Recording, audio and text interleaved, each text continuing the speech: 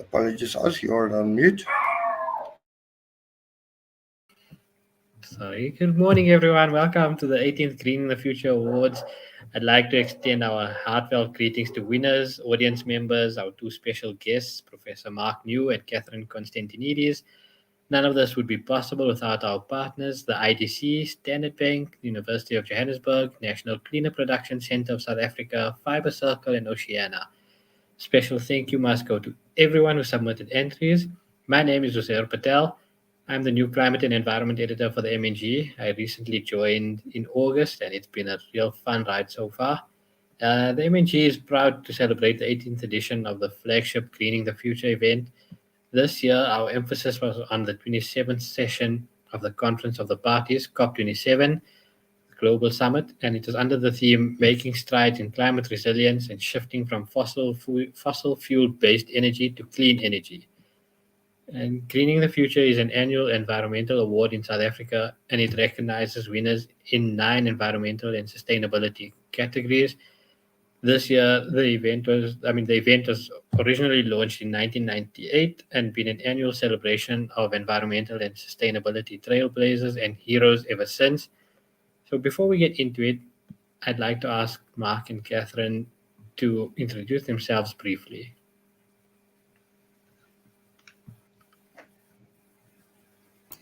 Catherine, you go first. Okay, awesome. Good afternoon or good morning. It's so wonderful to be with you all this morning. Thank you so much for the platform and the opportunity to us and the team at Greening the Future. It's really, really wonderful to be here. I think that, now more than ever, the conversations around climate change are not just one of those things that we are, trying to find a way to put on the agenda. They have become so crucial and so critical.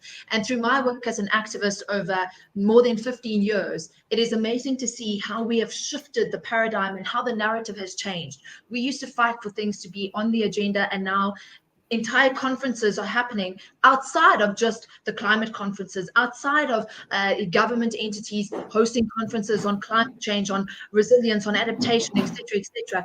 We're now seeing corporates starting to understand the effects of climate change. We're starting to see ordinary citizens finding ways to link themselves to that climate conversation. And I think that's more important now than ever before. My work as an activist really focuses on young people and ensuring that we get young people to understand, no matter who they are and what they go to do with their futures, that the environment and sustainability is something that must be the foundation of all that they think, the way that they continue their lives.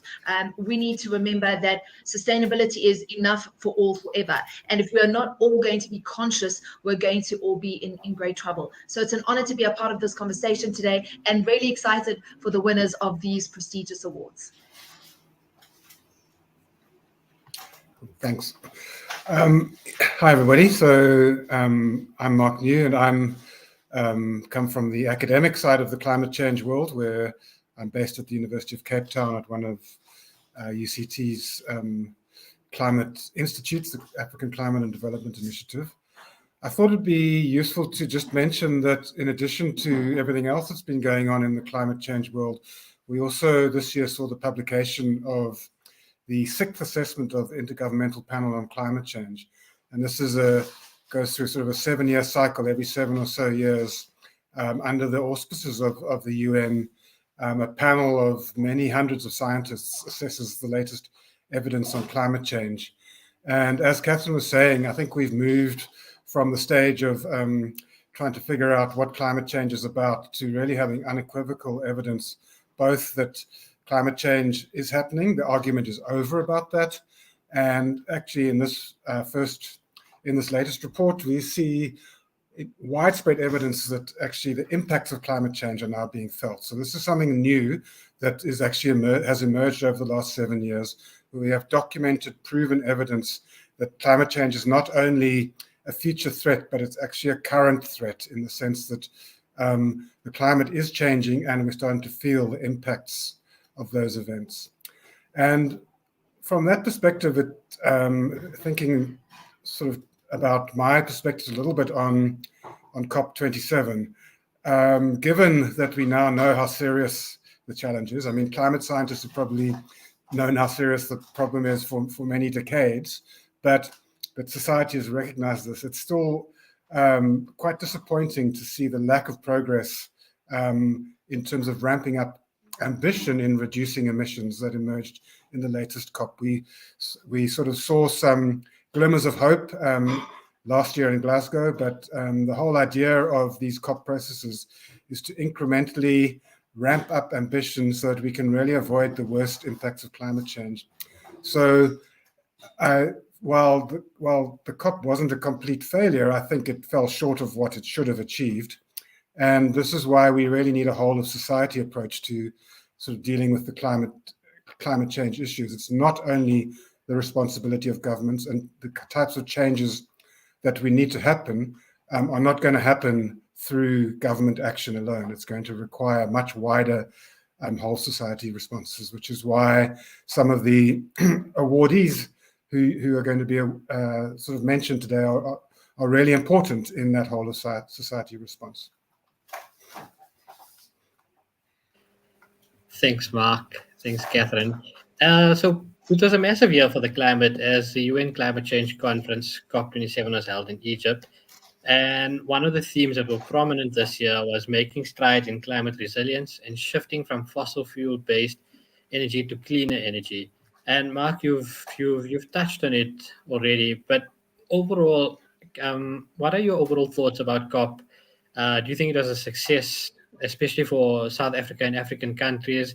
And let's just get into that briefly. Catherine, I'd ask you to come in after Mark speaks as well. Thanks. So yeah, I must admit I wasn't at the COP. I sometimes think COPs are the worst place for scientists to be, because we should be sort of inputting evidence well in advance of the frenzy of these conferences, because most of the sort of the decisions have been made long in advance of the COP. So I think it was useful that there was progress on loss and damage at the COP. So that's really important for developing countries. We know that there are limits to adaptation. And so even the best adapted countries are still going to be suffering residual impacts of climate change. And those residual impacts are what we call loss and damage. So starting to talk about mechanisms that support dealing with loss and damage is really, really important. But on the other hand, I don't think there was much progress on other aspects that are long-standing. As I mentioned, for instance, ramping up ambition on emissions reduction, which really means it's kind of you're in a catch-22. The less you do on that, the worse the loss and damages are going to be. So I think it's quite ironic that developed countries sort of agreed to starting to talk about loss and damage, but their lack of action and ambition means that the loss and damages they're going to be committed to supporting are going to be much larger than we could otherwise expect. Yeah.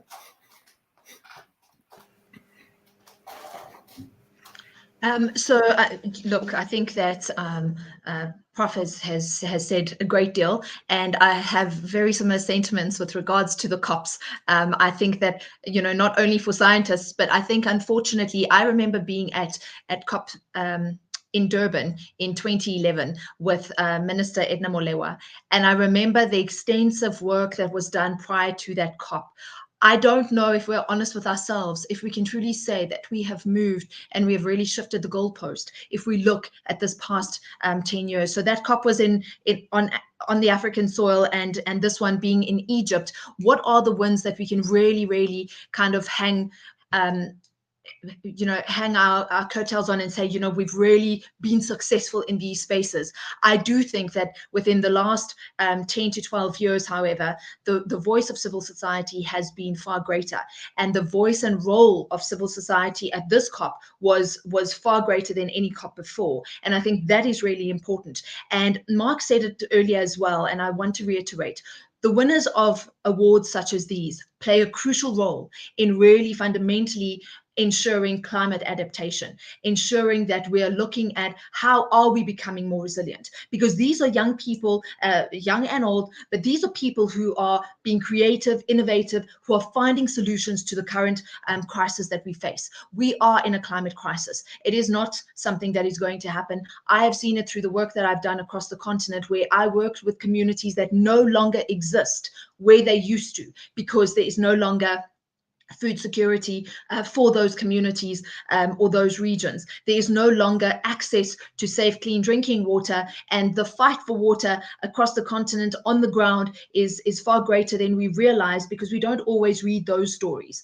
And I think that accountability by the general citizen is important, and accountability in the sense that each and every one of us has a manner in which to use our money to make impact. We are the ones that are every single day making choices. It's the small choices. It may not be the bigger, grander picture on climate change, but it's the small things that we can do on a daily basis as citizens. It's where we choose to spend our money. It's buying local produce. It's the small things that seem insignificant that are actually crucially important as we deal with climate change as a whole, and as we move forward. Not everyone is connected from an academic perspective or an active engagement perspective on a daily basis to this big wicked problem called climate change. However, if we continue to connect the dots, if people understand that our daily choices have an impact, we slowly start to shift that narrative. Also, this year, we saw geopolitics play a huge role and impact climate change. When we look at renewable energies and we look at commitments made, however, we've had to lean back onto using coal in ways that we didn't think that we would need to. We need to start thinking about the bigger picture and how actually every single thing that we do has an impact. We need to continually push forward when we look at renewable energy and we look at a renewable energy landscape. Unfortunately, we as a country are a coal-dependent country, and I don't think we are making the kinds of strides yet that we need to be making, but it's part of important conversations that need to be continued to have, and also a massive drive of education and awareness in these spaces needs to constantly be at the fore, and we need to keep pushing forward on that. So one of the major themes at this year's conference was climate resilience. And I want to touch on something Mark said, was that it's clear that we are in a changing climate as we speak. There's no denying it. So Mark, can you tell me a bit in your mind, and can you break it down a little bit, because it's a bit of a complicated topic, but what is climate resilience? What do you think climate resilience means to you, Mark, and then we'll go to Catherine after.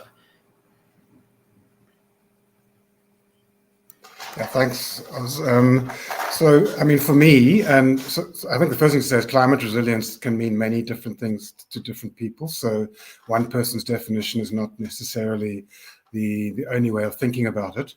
But for me, it means really that society and also the ecosystems that we're responsible for has kind of adapted as far as is sort of feasible, technically and financially feasible, to reduce the impacts of climate change. So essentially it's around really reducing your vulnerability.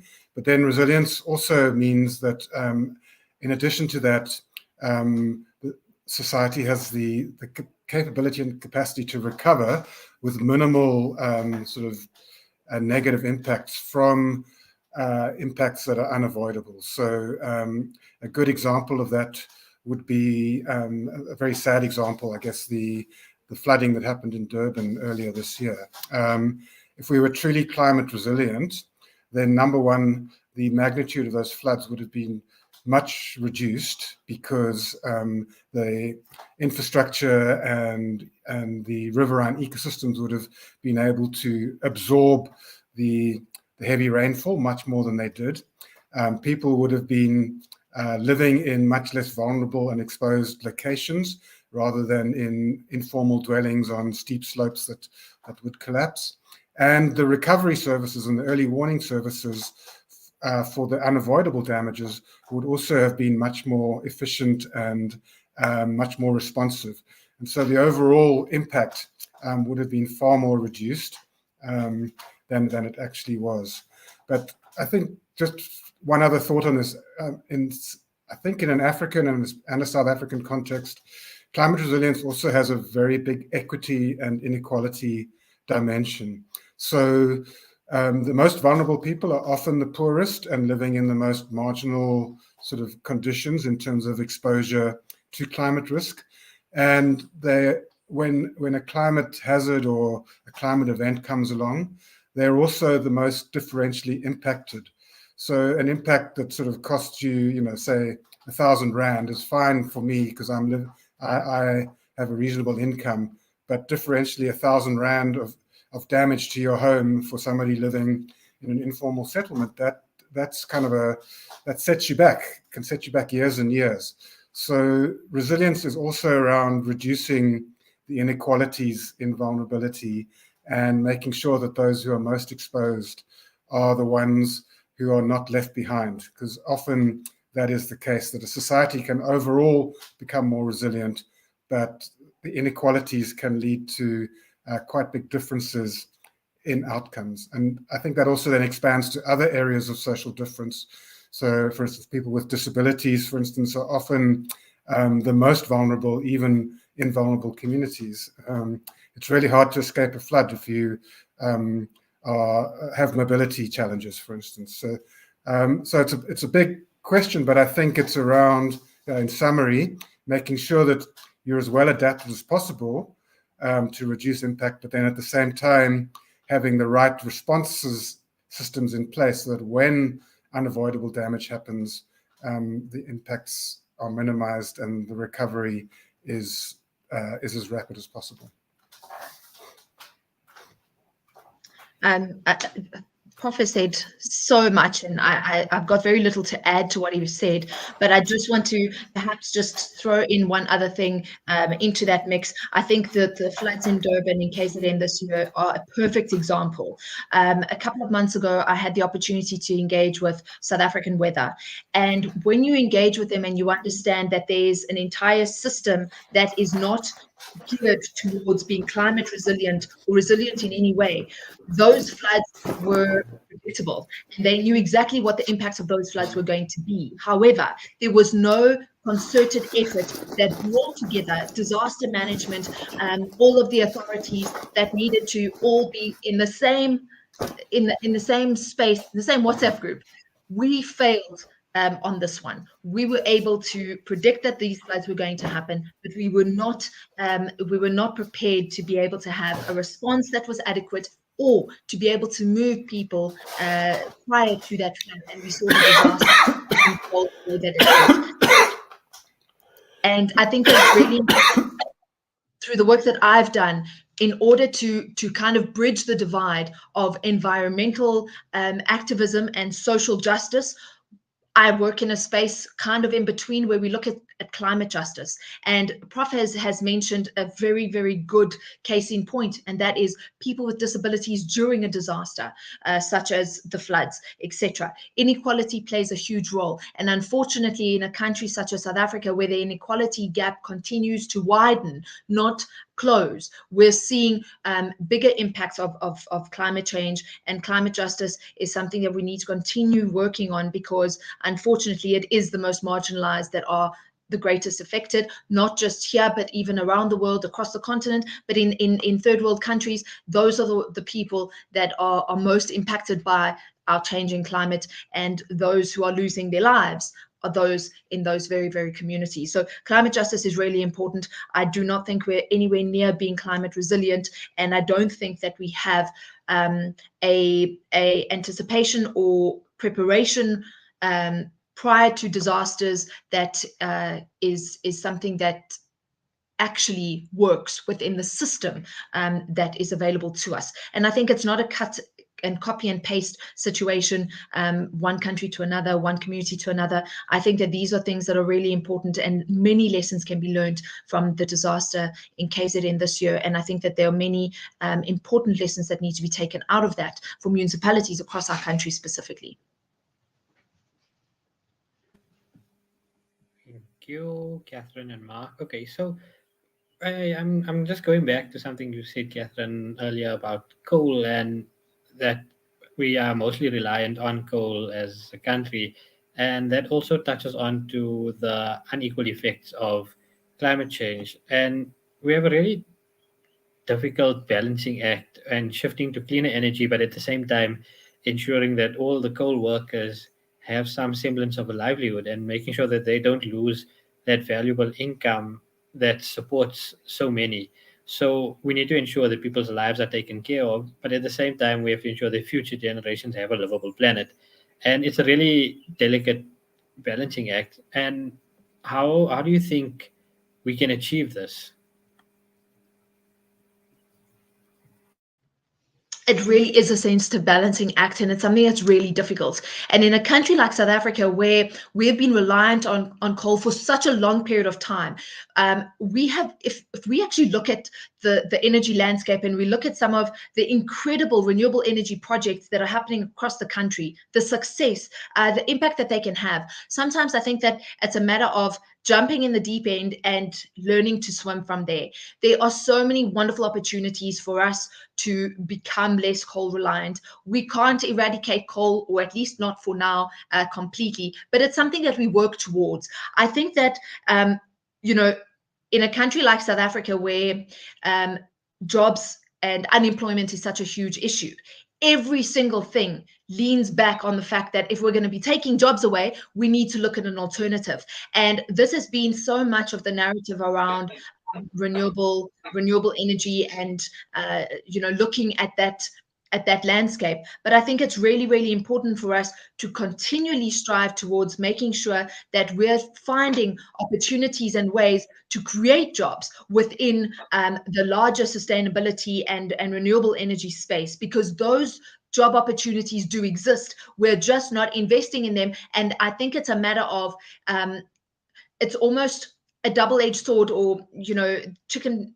before the egg scenario. Because if we don't start to invest in renewable energies on a far greater scale, especially in a country such as ours, where the opportunity and ability to do so is there. It's not like we're looking for days of sunshine when we have such abundance. There are so many opportunities that we're just not taking enough advantage of. However, if we look at where South Africa has come from and where we're going towards, I think we have made important strides. I think that people, instead of also just relying on government and just pointing to government, look at these bigger picture scenarios around renewable energy. I think that people, the ordinary citizen is starting to rethink about renewable energy for their own home, their own businesses, their own complex estates, wherever they may be living. And I think this is important. When people are affected and it touches their pocket and they feel it differently, I think they start to think differently about what other opportunities are there. I know so many people who would never have invested in solar for their homes or their businesses, and they are now thinking, well, there is no other option, and they are going that route. But it's really important, when people are affected in their pocket, they're going to start to make different decisions that are a little bit risky and a little bit brave, but are much needed decisions. And I think that that's the way that we have to move forward. So, Mark, I'm not sure if we lost you for a sec. So I don't know if you got the what we're discussing, but essentially we're looking at the coal world, and in moving to cleaner energy is a really difficult thing, especially when livelihoods are in the balance and people's basic incomes are challenged. So it's a really delicate balancing act. And what do you think? Like how as a country can we achieve a livable planet, but at the same time taking care of people's lives? Yeah, I think, I think some of the narratives around moving out of coal being a threat to jobs is a little bit biased, and has been produced by people with vested interests in those industries. There's a lot of very good work done by a range of different organizations who all show that the net benefit in transitioning into a so-called green economy is far better than sticking with the kind of the fossil dinosaur economy that we have. But it's more a question of the transition process, and it's really great that the Presidential Climate Commission is engaging with what this just transition actually looks like and how it can be managed. And it's also great that international funders are thinking about not only the costs of the transition from a technical point of view, but also the social costs of such a transition. So I don't think that that this transition is going to. I mean, there's clear evidence that economy-wide, if you like, the transition is going to be net positive. The challenge is the people and groups who are going to be negatively affected in the transition, and finding ways of making sure that they're not the losers in the transition. So, and that's clearly, workers and stakeholders in the coal industry. I don't think that. So it's around, how you manage that transition, not the transition itself. The transition could be actually good for everybody, just about, or if it's managed badly, then there could be really serious trade-offs for, again, some of the people who are worse off economically. So, manual laborers, technical workers in the mining industry, for instance. Thanks, Mark, Catherine. So, spoiler alert, next week we're doing a series. We sent the team down to Mpumalanga, and they've spoken to workers and they've spoken to Eskom. So we have a whole Just Transition series coming out next week. Look out for it. It should be interesting. Yeah. Okay, next and final question before we move on to the winners. I just want to know from each of you, what do you think the biggest climate challenges are that we face as a country? Yeah. Maybe Catherine can go first. I'll fill in the gaps.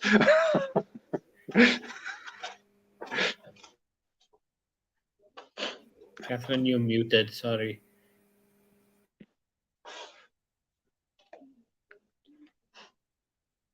Nope, still on mute, Catherine. Sorry. Thank you. Sorry about that. Mark, you've thrown me under the bus. What I wanted to say is, what I was saying is that this is such a giant question, because the landscape of environmental challenges that we're faced with as a country are huge. The water crisis in South Africa is a huge challenge, and it's a huge problem. And I know that might not be specific to climate, but that environmental challenge links to so many different issues and goes back and is a foundation of so many of the climatic challenges that we have as a country. I think that in a very broad sense, from the space where I work, continual education around climate change is imperative. We're still not understanding the impacts of climate change, and those impacts have ramifications for us all, from food security, which is a huge challenge. And again, that's a space where I'm working on the ground within community food gardens, food systems, and the impacts of climate change can be seen. I think that we have made important steps forward. I'm looking forward to the plastic treaty, which is also currently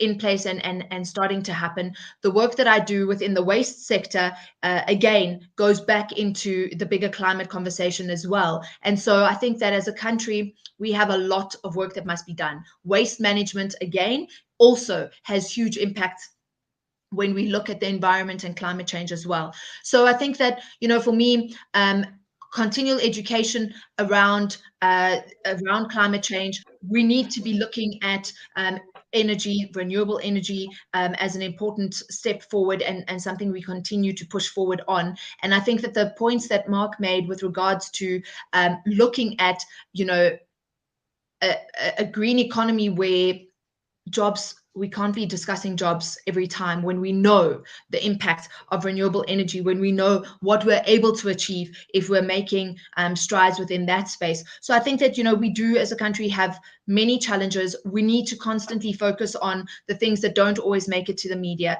We can't only focus on climate change when we have a crisis like we did in KZN.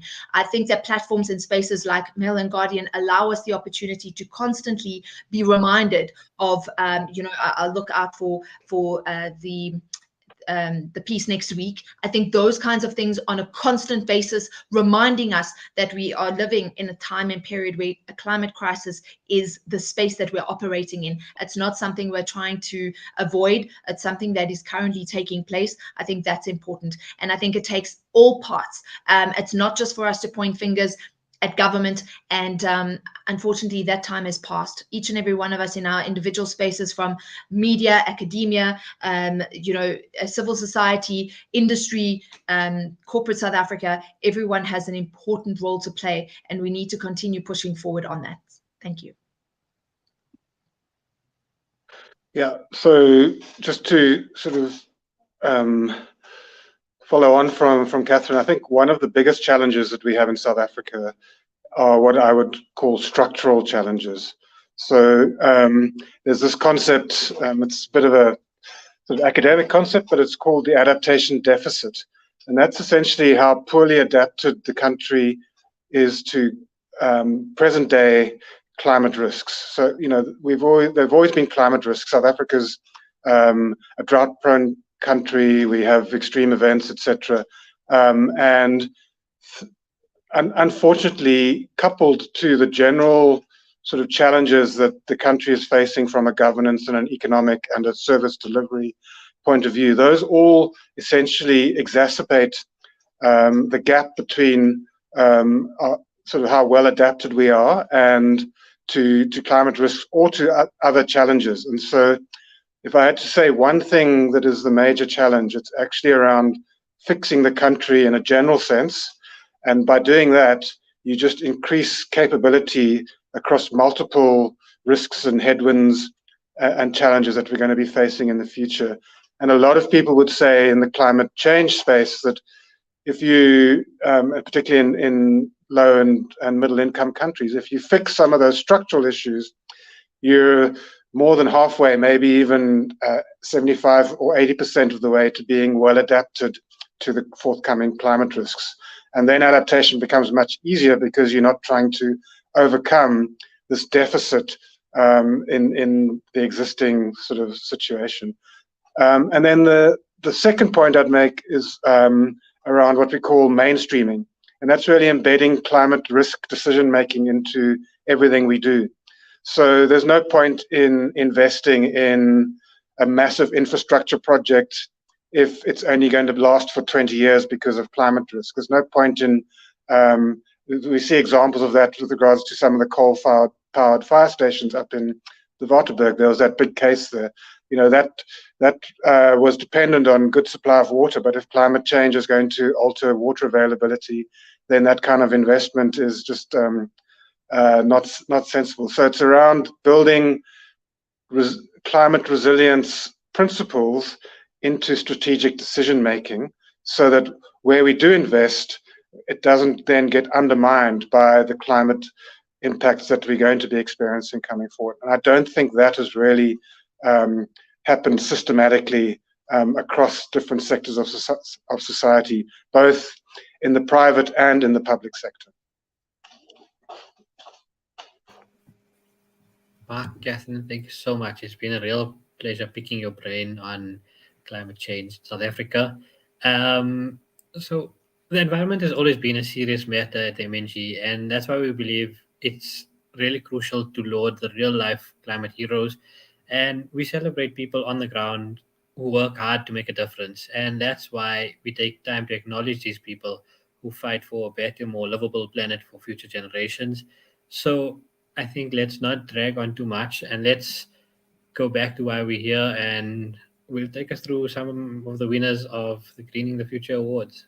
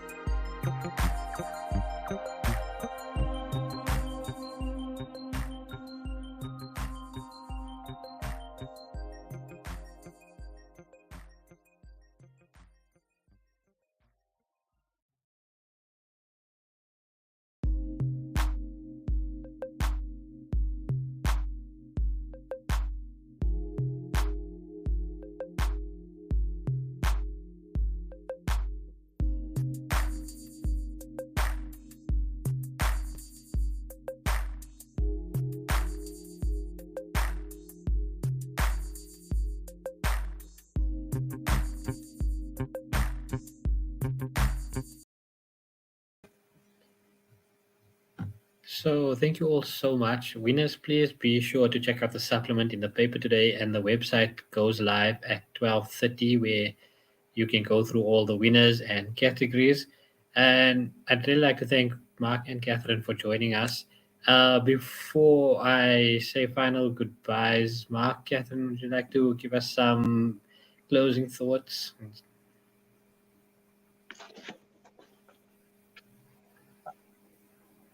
Who's first? Okay, Go looks first, like I'm first.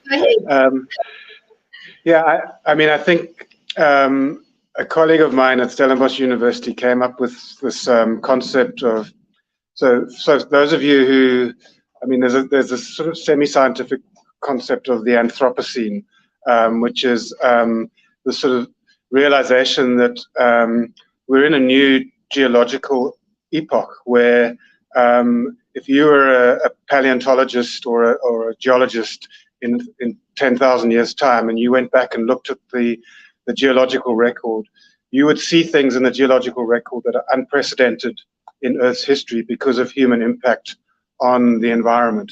So that's this idea of the Anthropocene, the geological era, when human impact on the planet is the major driver of the geological record. But these colleagues at Stellenbosch University talked about this idea of seeds of a good Anthropocene. And this is where you see little small initiatives that really seem to be working to shift us away from the kind of crises, planetary scale crises that we are experiencing. And I think a lot of these award winners are examples of that. There are many sort of pilot cases, initiatives that really show impact. And if we can take those and scale them, then these seeds of greening the South African society and economy can really help us navigate away from this current trajectory, which is clearly towards serious consequences for society and our environment. I'm going to be very brief and just say that, I think that platforms and opportunities such as the Greening the Future, the awards, the work that is done by media entities such as Mail and Guardian are crucially important. We're living in a time and day and age where people are absorbing information so differently than they were before. And I think that platforms such as this allow us to continue conversations that are really important and conversations that don't make it to the agenda. I think that the work done by organizations organizations, entities, businesses, those that have been on the winning end of the Greening the Future Awards this year are really, really having impact. And it was wonderful to see so many of the projects and organizations, campaigns, etc., activists who I've followed or worked with in that list of winners. We need you to continue to dig deep and to be inspired to do what you do, to remind yourself why you do what you do, because I think that it's so important to have feet on the ground and for the people that are doing the work that needs to be done to constantly feed themselves with positivity, energy, and platforms such as this that amplify not only your voice, but the work that you're doing in order for us to constantly focus on becoming more climate resilient. It was an honor and a privilege to be a part of this. I was a winner of Greening the Future Awards many, many years ago. So it's like it's come full circle. Oz, thank you for the opportunity. And Professor, always wonderful to listen to you and to have had the platform to share with you today. Thank you both so much. It's really been a pleasure. Thanks again to key speakers, our entries, our sponsors. We really appreciate the work you all put into making our planet more livable. And thanks again for joining us. We hope to see you again next year.